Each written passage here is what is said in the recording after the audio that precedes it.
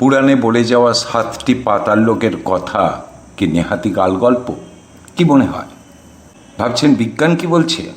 বলছি, বিজ্ঞানীরা সম্প্রতি মাটির 700 কিলোমিটার নিচে একটা বিশাল মহাসাগর খুঁজে পেয়েছেন, যেটা আমাদের উপরের যে সমুদ্র তার চেয়েও 3 গুণ বড়।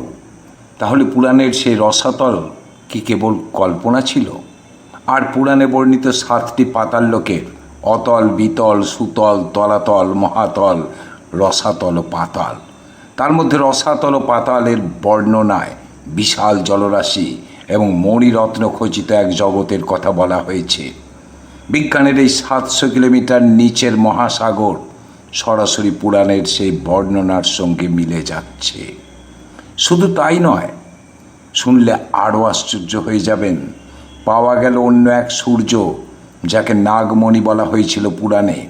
1947 সালে আবিষ্কৃত হয়েছিল পৃথিবীর গভীরে থাকা পাতাল লোক। আর সবচেয়ে আশ্চর্যের বিষয় হলো, এই রহস্যময় জগতে প্রবেশের গোপন পথ নাকি লুকিয়ে আছে কৈলাস পর্বতের নিচে এবং উত্তর মেরুর বরফে ঢাকা প্রান্তরে, দক্ষিণ মেরুতেও। আজও গুগল ম্যাপে উত্তর ও দক্ষিণ মেরুর কিছু নির্দিষ্ট অংশ কেন ব্লার বা ঝাপসা করে রাখা হয় জানেন? অনেকে মনে করেন এই মেরু অঞ্চলগুলোই হলো পৃথিবীর ভিতর প্রবেশের গোপন দরজা বা পোর্টাল, যার মধ্যে কৈলাসও একটা। আজ আমরা পৃথিবীর সবচেয়ে গভীর ভয়ঙ্করতম রহস্যের পর্দা উন্মোচন করতে যাচ্ছি। কাজেই যদি শুনতে চান, সঙ্গে থাকুন আর আপনার সুচিন্তিত মতামত কমেন্ট বক্সে লিখুন। কেননা আমাদের পুরাণ, মহাভারত এবং বেদ, উপনিষদ সব কিছুর মধ্যে লুকিয়ে আছে এক অতি বিজ্ঞান। আমরা শুধুমাত্র ধর্মের গণ্ডি দিয়ে তাদের আটকে রেখেছি। একটু ভালোভাবে যদি আপনি পুরাণ, উপনিষদ পড়েন, মহাভারত পড়েন, বুঝতে পারবেন সেগুলোর মধ্যে লুকিয়ে রয়েছে এক ভবিষ্যতের বিজ্ঞান। পুরাণে বলে যাওয়া পাতাল লোকের হদিশ কি শেষ পর্যন্ত পাওয়া গেল? এই প্রশ্নটাই এখন ঘুরছে। পাওয়া গেল অন্য এক সূর্য, যাকে নাগমণি বলা হয়েছিল পুরাণে। দেখুন, হাজার হাজার বছর আগে আমাদের ঋষি মুনিরা যাকে পাতাল লোক বলে বর্ণনা করেছিলেন, অষ্টাদশ শতাব্দীতে বিখ্যাত বিজ্ঞানী এডমন্ড হ্যালি তাকেই বলেছিলেন হলো আর্থ। চিনতে পারছেন হ্যালিকে, যার নামে হ্যালির ধূমকেতু? এবার নিশ্চয়ই চিনতে পারবেন। আর 1947 সালে মার্কিন নৌবাহিনীর অ্যাডমিরাল রিচার্ড বার্ড উত্তর মেরুর ওপর দিয়ে বিমানে করে যাওয়ার সময় এমন কিছু দেখেছিলেন, যেটা জানলে আপনি বুঝতে পারবেন আমাদের এই পায়ের নিচেই হয়তো লুকিয়ে আছে এক ভিন্ন জগৎ।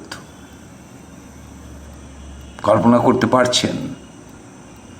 পাতাল বলতে প্রাচীন পুরাণে যা বলা হয়েছিল সেটা আমাদের হয়তো পায়ের নিচেই রয়েছে। আর সবচেয়ে আশ্চর্যের বিষয় হলো, এই রহস্যময় জগতে প্রবেশের গোপন পথ নাকি লুকিয়ে আছে কৈলাস পর্বতের নিচে। ভিডিওটা শেষ পর্যন্ত দেখুন, কেননা শেষ তথ্যটি আপনার এই পৃথিবীকে দেখার দৃষ্টিভঙ্গি কিন্তু বদলে দিতে পারে। হাজার হাজার বছর আগে আমাদের মুনি ঋষিরা তাদের প্রাচীন গ্রন্থে যে বর্ণনা দিয়েছিলেন, আজকের দিনে দাঁড়িয়ে আমাদের সেগুলো সত্যি অবাক করে দেয়।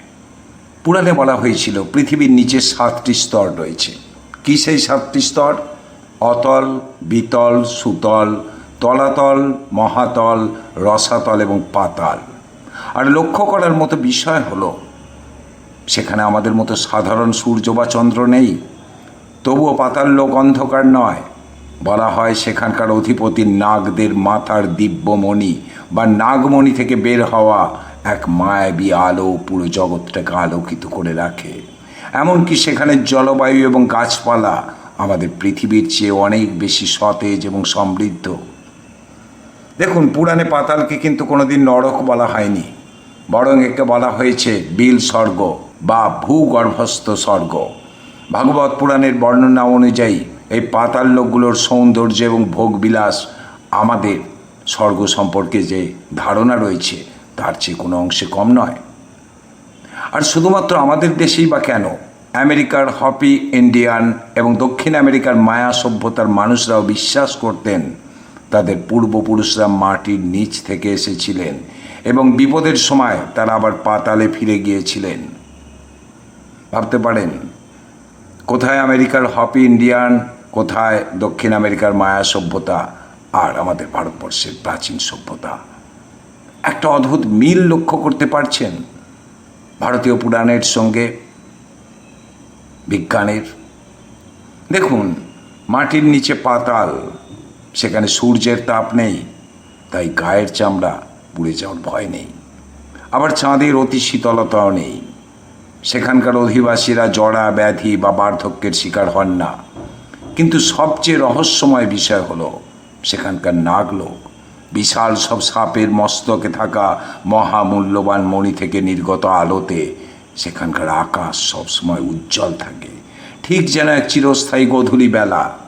পুরাণ আরও বলছে, পাতালে কেবলমাত্র নাগেরাই নয়, বাস করে দানব এবং অত্যন্ত বুদ্ধিমান কিছু জাতি। তাদের স্থাপত্য শৈলী এবং কারুকার্য আমাদের কল্পনার অতীত।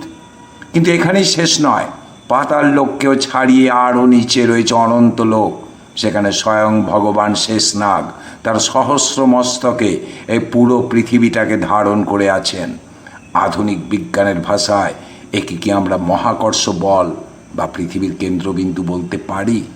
ভাবুন, পুরাণ হয়তো যেভাবে বলে গেছে বিজ্ঞান সেভাবে বলেনি, কিন্তু মিলটা লক্ষ্য করতে পারছেন?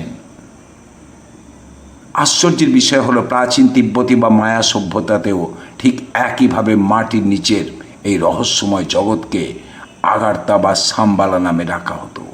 তারা বিশ্বাস করত পৃথিবীর উপর যখন চরম অধর্ম বা মহাপ্রলয় আসবে, তখন এই ভূগর্ভস্থ সভ্যতার দ্বার আবার খুলে যাবে। তাহলে কি অন্য লোকগুলো আসলে অন্য কোনো ডাইমেনশন বা মাত্রা, যা আমাদের চোখের আড়ালে ঠিক আমাদের পায়ের নিচেই রয়েছে? এখন প্রশ্ন হলো, 1000 বছর আগের এই বর্ণনা কি কেবলই রূপকথা? সপ্তদশ শতাব্দীতে বিখ্যাত বিজ্ঞানী এডমান্ড হ্যালি, যিনি হ্যালির ধূমকেতু আবিষ্কার করেছিলেন, তিনিও কিন্তু ঠিক একই কথা বলেছিলেন। তার হলো আর্থ থিওরি অনুসারে পৃথিবীর ভিতরে আরও 3টি স্তর রয়েছে এবং সেখানে নিজস্ব বায়ুমণ্ডল ও প্রাণের অস্তিত্ব আছে। হলো আর্থ থিওরিতে বলা হয়েছে, পৃথিবীর ভিতরে যে সভ্যতা আছে তারা আমাদের চেয়ে প্রযুক্তিগতভাবে অনেক বেশি উন্নত, যেটা পুরাণের বিল স্বর্গের বর্ণনার সঙ্গে হুবহু মিলে যায়। পরবর্তীকালে অনেক গবেষক দাবি করেছিলেন পৃথিবীর কেন্দ্রে একটি অভ্যন্তরীণ সূর্য বা ইনার সান রয়েছে। পুরাণের মণির আলো আর বিজ্ঞানের এই অভ্যন্তরীণ সূর্যের ধারণা, এই দুটির মধ্যে কোনো অদ্ভুত মিল খুঁজে পাচ্ছেন? বিজ্ঞানীরা আজ মাটির নিচে বিশাল বিশাল জলাশয় বা সাবটেরেনিয়ান ওশেনস খুঁজে পাচ্ছেন, যা আমাদের পুরাণের রসাতল বা জলের স্তরের বর্ণনাকে এক প্রকার সমর্থন করে। আধুনিক বিজ্ঞান, যেগুলোকে একসময় কল্পনা বলে উড়িয়ে দিয়েছিল, আজ কোটি কোটি মাইল গভীরের মহাকাশ গবেষণার পাশে নিজেদের পায়ের নিচের এই অজানা জগৎকে নতুন কোনো সভ্যতার ইঙ্গিত দিচ্ছে। ভাবুন, লিখুন কমেন্টে আপনাদের বক্তব্য। এবার বলি মার্কিন নৌবাহিনীর অ্যাডমিরাল রিচার্ড বার্ডের কথা। 1947 সাল, মার্কিন নৌবাহিনীর অ্যাডমিরাল রিচার্ড বার্ড উত্তর মেরু দিয়ে বিমান চালানোর সময় হঠাৎ নিখোঁজ হয়ে যান। ফিরে এসে তিনি তার ডায়েরিতে যা লিখেছিলেন তা বিশ্বকে চমকে দিয়েছিল। তিনি দাবি করেছিলেন উত্তর মেরুর এক বিশাল গর্ত দিয়ে তিনি পৃথিবীর ভিতরে ঢুকে পড়েছিলেন। সেখানে তিনি সবুজ বনভূমি, বিশাল আকায় প্রাণী এবং এক অতি উন্নত সভ্যতার দেখা পান, যারা তাকে সতর্ক করেছিল ভবিষ্যতের পারমাণবিক শক্তির ব্যবহার নিয়ে। বার্ড কেবল উত্তর মেরু নয়, দক্ষিণ মেরু বা আন্টার্কটিকাতে ওই অপারেশন হাই জাম্প চালিয়েছিলেন। সেখানেও তিনি রেইনবো সিটি বা বরফের নিচে লুকোনো উষ্ণ প্রস্রবণ ও সবুজের সন্ধান পেয়েছিলেন বলে শোনা যায়। 1970 সালে রাশিয়া পৃথিবীর সবচেয়ে গভীর গর্ত খুঁড়তে শুরু করে। 12 কিলোমিটার গভীরে পৌঁছানোর পর তারা ড্রিল করা বন্ধ করে দেয়। শোনা যায় সেখানে রাখা মাইক্রোফোনে হাজার হাজার মানুষের কান্নার শব্দ রেকর্ড করা হয়েছিল। কিন্তু কি সেই কান্নার শব্দ? বিজ্ঞানীদের মতে সেটা ছিল উচ্চ তাপমাত্রার শব্দ, কিন্তু স্থানীয় মানুষের বিশ্বাস ছিল অন্যরকম। আর 2014 সালে নর্থ ওয়েস্টার্ন ইউনিভার্সিটির ভূবিজ্ঞানী স্টিভ জ্যাকবসন এবং তার দল প্রথমেই বৈপ্লবিক আবিষ্কারের কথা ঘোষণা করেন।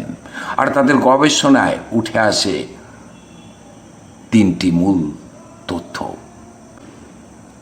প্রথমটা রিংউডাইট পাথরের রহস্য। এই জল আমাদের পরিচিত সাগরের জলের মতো তরল অবস্থায় নেই। এটি পৃথিবীর ম্যান্টেলের প্রায় 410 থেকে 660 কিলোমিটার গভীরে রিংউডাইট নামে একটি বিশেষ খনিজ পাথরের মধ্যে আণবিক অবস্থায় আটকে আছে। এই পাথরটি স্পঞ্জের মতো জল শুষে রাখতে পারে। দ্বিতীয়, আয়তনে বিশাল। বিজ্ঞানীরা অনুমান করছেন যদি এই পাথরের মাত্র 1% জল হয়, তবে পৃথিবীর ভূগর্ভে থাকা এই জলের পরিমাণ হবে উপরের সমস্ত মহাসাগরগুলোর সম্মিলিত জলের চেয়ে 3 গুণ বেশি। আর এই আবিষ্কার প্রমাণ করে যে পৃথিবীর মহাসাগরগুলোর জল সম্ভবত কয়েক বিলিয়ন বছর ধরে পৃথিবীর ভিতর থেকে চুঁইয়ে চুঁইয়ে ওপরে এসেছে। এটা মহাকাশ থেকে আসা ধূমকেতুর মাধ্যমে জল আসার প্রচলিত তত্ত্বকে চ্যালেঞ্জ করছে সরাসরি। কিন্তু এই পাতাল লোকের সঙ্গে কৈলাসের সম্পর্ক কি? তিব্বতী এবং প্রাচীন ভারতীয় গ্রন্থগুলোতে একটা কথা বারবার বলা হয়েছে, কৈলাস কেবল একটা পর্বত নয়, এটা হলো এক অতি উন্নত সভ্যতার মূল কেন্দ্র বা অক্ষরেখা। বিখ্যাত রুশ গবেষক ডক্টর আর্নেস্ট মোলদাসভ দাবি করেছিলেন কৈলাস আসলে মানুষেরই তৈরি নয়, বরং এটা একটা অতিকায় কৃত্রিম পিরামিড যা কয়েক হাজার বছর আগে কোনো এক উন্নত সভ্যতা তৈরি করেছিল। আর মোলদাসভের মতে কৈলাসের ঠিক নিচেই লুকিয়ে রয়েছে এক বিশাল শূন্যস্থান বা হলো স্পেস, যা সরাসরি পাতাল লোক বা আগারতার সঙ্গে যুক্ত।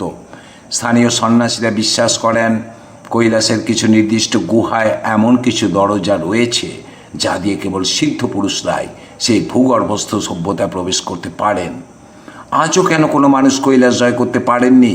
কেননা সেখানে গেলেই মানুষের বয়স দ্রুত বাড়তে শুরু করে। অনেক বিজ্ঞানী মনে করেন কৈলাস হলো একটি টাইম মেশিন বা এনার্জি পোর্টাল, যার কাজ হলো আমাদের উপরের জগৎকে মাটির নিচের সেই রহস্যময় পাতাল লোকের সঙ্গে তথ্য আদান প্রদান করা। অর্থাৎ আমরা যাকে পর্বত মনে করছি তা হয়তো পাতাল লোকের এক বিশালাকায় অ্যান্টেনা বা প্রবেশদ্বার মাত্র। অনেক গবেষক মনে করেন কৈলাস পর্বত হলো পৃথিবীর অক্ষরেখা বা অ্যাক্সেস মুন্ডি। এটি কেবল আকাশ আর মাটির সংযোগস্থল নয়, বরং এটা পৃথিবীর উপরিভাগ এবং পাতাল লোকের মধ্যে একটা শক্তিশালী এনার্জি সেন্টার বা পোর্টাল হিসেবে কাজ করে। আর এই কারণেই আধুনিক যুগের বিজ্ঞানীরা কৈলাসের নিচে কোনো বিশাল স্থাপত্য বা সভ্যতা থাকার সম্ভাবনা নিয়ে কৌতূহলী। আপনি কি মনে করেন? বিজ্ঞানীরা যে সমস্ত তথ্য তুলে আনছেন গবেষণার দ্বারা, আপনি কি সহমত? লিখুন কমেন্টে আপনার সুচিন্তিত মন্তব্য। আর দেখতে থাকুন আমাদের 2টি চ্যানেলই, এই চ্যানেলটি এবং অদৃশ্য রহস্য জগৎ চ্যানেলটি।